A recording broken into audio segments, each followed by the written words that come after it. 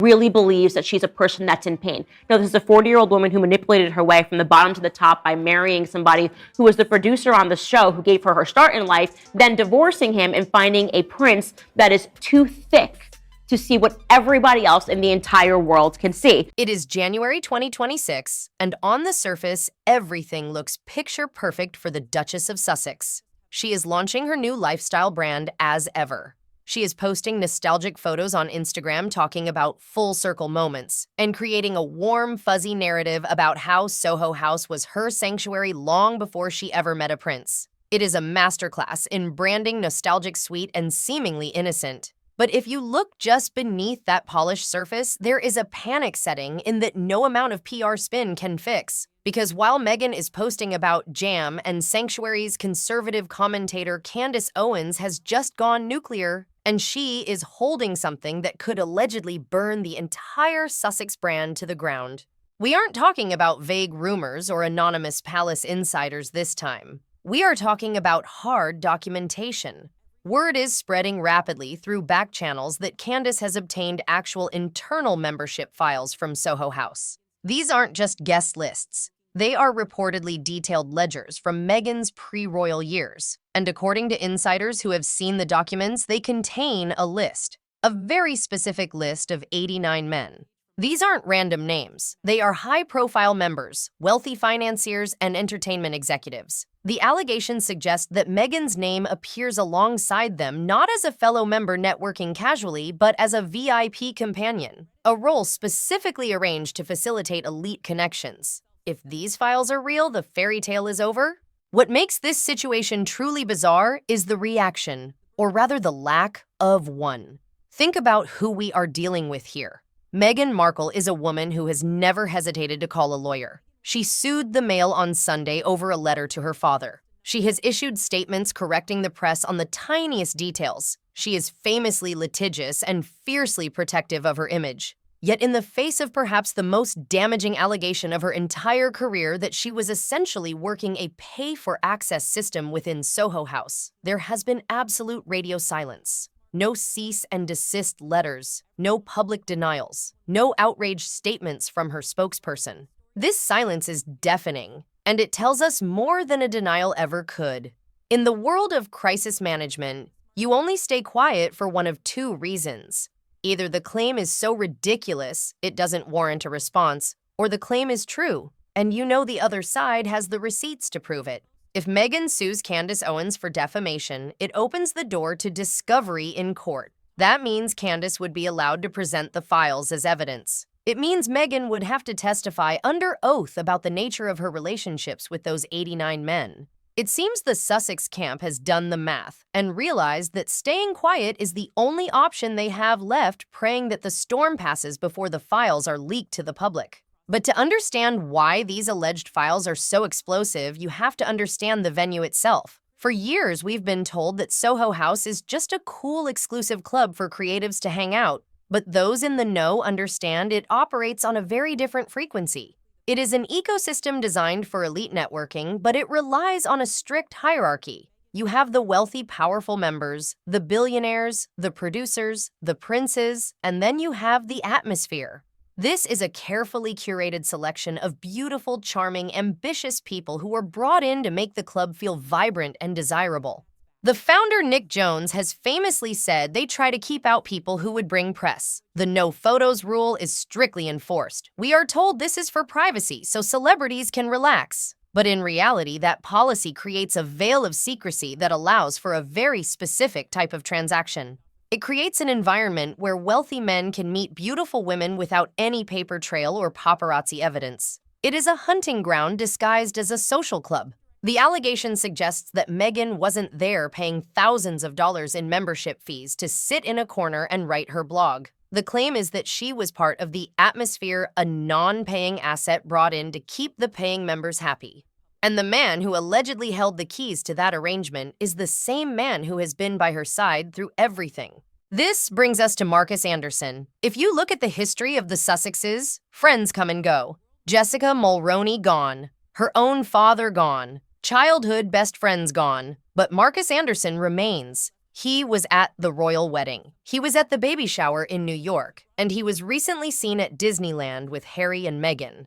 Why is he untouchable? Because Marcus isn't just a friend. He is the global membership director of Soho House. He is the gatekeeper.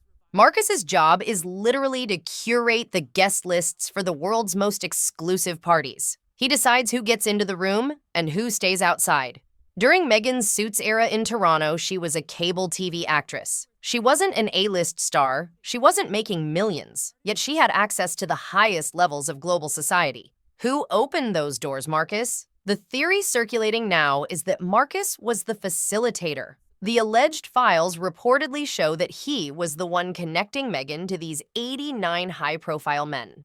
He wasn't just introducing a friend, he was doing his job ensuring the member experience for his high-net-worth clients included access to charming, beautiful company. If Marcus goes down, or if Marcus talks, the entire house of cards collapses. And this casts a very dark shadow over the fairy tale meeting of Prince Harry. We have all heard the story a mutual friend set them up on a blind date and sparks flew. But when you apply the lens of these alleged Soho House files, the story changes completely.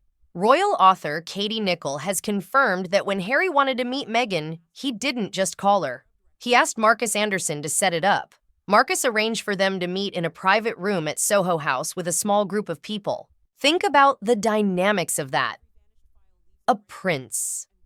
A high-value member requests an introduction to a woman he saw on Instagram. The membership director facilitates it, setting up a controlled environment in a private room. In the context of the alleged 89 men list, Harry wasn't a soulmate finding his path. He was simply client number 90. He was the ultimate catch the whale that every social climber dreams of landing. If the files describe Meghan as valuable for member experience, or use similar transactional language, it implies that Harry fell in love with a persona that was literally being curated for him as part of a service. It suggests the magic he felt was actually a professional performance by a woman who knew exactly how to charm a man of his status because she had allegedly practiced on dozens of them before him. Now let's look at the timing of Meghan's current moves, because nothing in Hollywood is a coincidence. In November 2025, right as these rumors about Candace and the files started gaining serious traction, Meghan announced a massive partnership with Soho House for her as Ever brand. She's selling her products through their shops. She is posting about how much she loves the club. Why would you publicly tie yourself to an organization that is currently the center of a scandal regarding your reputation? It's a classic diversion tactic. It's called flooding the zone. By partnering with them publicly and framing it as a nostalgic friendship and a business win, she is trying to rewrite history before the files can define it. She wants the Google search results for Meghan Markle Soho House to show her jam jars and candles, not a list of 89 men. It's a preemptive strike. She's trying to normalize the connection so that if the dark details do come out, she can shrug them off as just business or old news. It also puts Marcus Anderson and Soho House in a position where they have to protect her. By making them a business partner, she ensures their financial interests are tied to her reputation. If she goes down, the brand launch fails. It is a strategic, manipulative survival move. But there is a flaw in this plan, and that flaw is the specific content of the files. Sources claim the documentation is granular. We are talking about dates, times, and specific notes about the nature of the companion arrangement. 89 is a very specific number. You don't get to that number by guessing. That implies someone has actually counted the entries. If Candace Owens has seen files that list dates where Meghan was arranged to attend dinners or private events with specific billionaires, and those dates line up with times she claimed to be doing charity work or shooting suits, the hypocrisy will be undeniable. The devastation here isn't just about sex or dating. It's about the fraudulence of the brand. Meghan has built her entire post-royal identity on being a feminist icon, a self-made woman, and a victim of an oppressive institution. She sells herself as authentic. If it turns out that her rise to power was facilitated by working a sophisticated yachting-style network, using wealthy men as stepping stones under the guidance of a membership director, the empowered woman narrative dissolves. She becomes exactly what her harshest critics have always called her, a grifter who used men to climb the ladder. So why hasn't Candace released them yet? This is the question everyone is asking. Why sit on a nuclear bomb?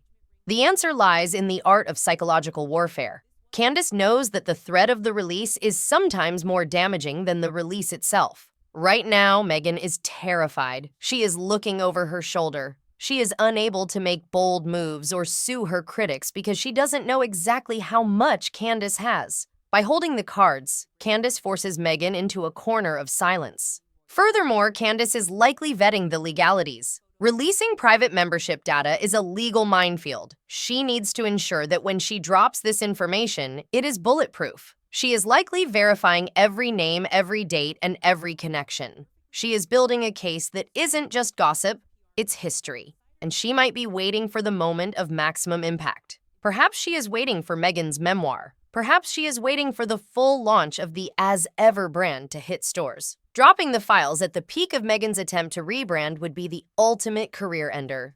We also have to consider the 89 men themselves. These are powerful people. Bankers, executives, perhaps even politicians. They do not want their names on a list associated with a pay-for-play scandal. There is likely immense pressure behind the scenes to kill this story. But in the digital age, information wants to be free. If these files exist, they have likely been copied, shared, and stored on encrypted drives. The leak is inevitable.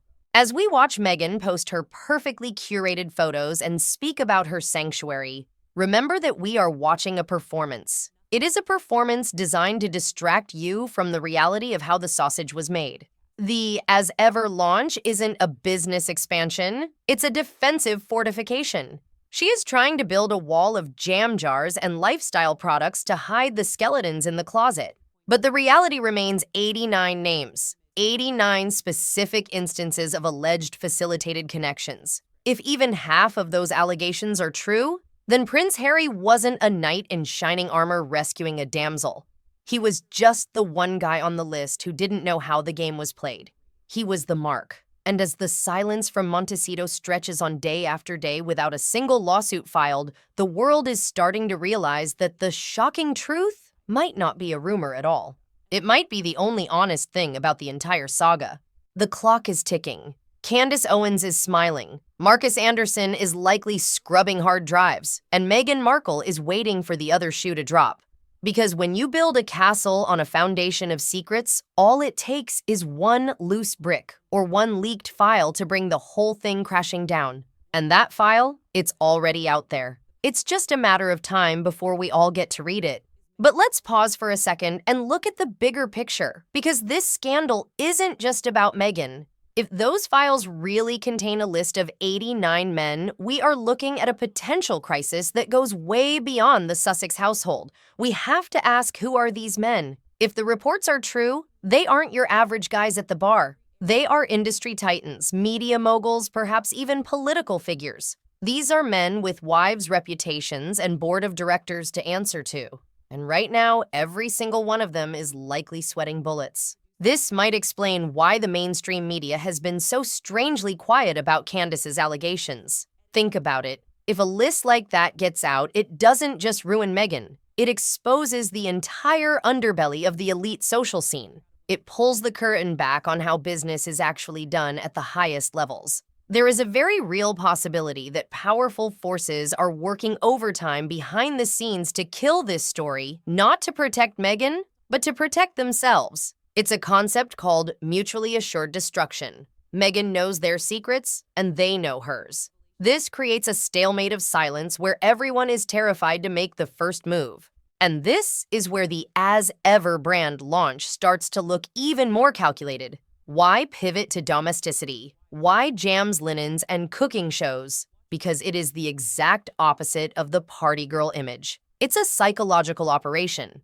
Meghan is trying to subconsciously reprogram how the public sees her. She wants you to associate her with the kitchen, the garden, and the home-safe, traditional, wholesome symbols. If she can cement that image of the Mother Earth figure, it acts as a shield against the VIP companion allegations.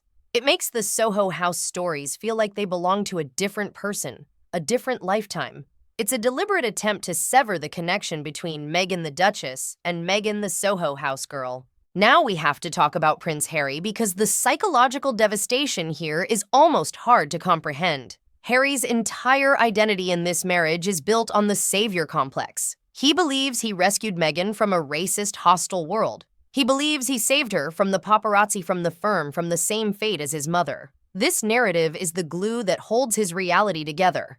He needs to be the hero. But if these files prove that their meeting was a transactional arrangement facilitated by a membership director, that narrative is obliterated. It means he didn't save her. He was targeted by her. It implies that the damsel in distress act was just that, an act. If she was a seasoned pro at navigating these elite circles, if she had already been arranged for 89 other high-status men, then she was never the naive outsider she claimed to be. She was the shark in the tank, and Harry was the bait.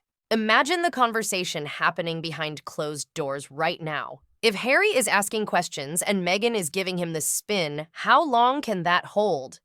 Deep down, Harry knows how the upper-class world works. He knows about fixers and arrangements. He grew up in it. If he sees undeniable proof, like a specific date in a file that contradicts a story she told him, the betrayal won't just end the marriage, it will break him as a man. It validates every warning his brother William gave him. It validates every doubt his friends had. To admit that is to admit he threw away his family, his country, and his reputation for a lie. That is a level of cognitive dissonance that is dangerous. Let's drill down into that specific phrase sources keep mentioning, value for member experience. In the corporate hospitality world, that is a loaded term. It's a euphemism. When a file notes that a specific companion adds value, it usually means they are compliant, charming, and discreet. It implies a performance. If Candace Owens has access to notes that detail how Meghan added value, we are entering truly dark territory. Are there notes on her conversation skills, her ability to flatter egos, or something more intimate? This is the difference between a social climber and a professional. A social climber is just annoying. A professional is operating a business. If the files show a pattern, same venue, same facilitator Marcus, different wealthy men, it establishes a course of conduct. And notice how Marcus Anderson has been practically glued to Meghan lately. Disneyland, Invictus Games, constant travel. That isn't just friendship. That looks like damage control. Marcus is the only person who knows where all the bodies are buried. He was the architect. If Meghan goes down, she takes his career and his reputation with her. But conversely, if Marcus feels threatened, if he thinks he's going to be the fall guy, he becomes the most dangerous witness on the planet. Their closeness right now suggests a frantic alliance. They are keeping each other close because they are terrified of what the other might say if they drift apart. Finally, we have to appreciate the strategic genius of Candace Owens' approach here. In the age of the internet, dumping all your info at once is often a mistake. People get overwhelmed, the news cycle moves on in 24 hours, and the PR teams spin it away. But the slow bleed is torture. By releasing bits and pieces first, the rumor, then the mention of the files, then the specific number 89, Candace is keeping the story alive. She is forcing Meghan to live in a state of constant anxiety, wondering what is coming next Tuesday. This strategy forces errors. Stress makes people sloppy. We've already seen Meghan's manic posting schedule. The sudden brand launches the desperate attempts to look busy. These are the actions of someone who is rattled. Candace is waiting for Meghan to make a mistake, to issue a denial that can be disproven, or to sue and open herself up to discovery. It's a trap. And right now, Meghan is walking right into it. The silence from Montecito is not strength. It is paralysis. They are frozen, hoping that if they don't move, the predator won't see them. But the files are already out of the box. The number 89 is etched in people's minds. And whether it happens next week or next year, the truth has a funny way of always finding the light. When it does, we won't just be looking at the end of a celebrity brand. We'll be looking at one of the greatest long cons in royal history finally coming undone.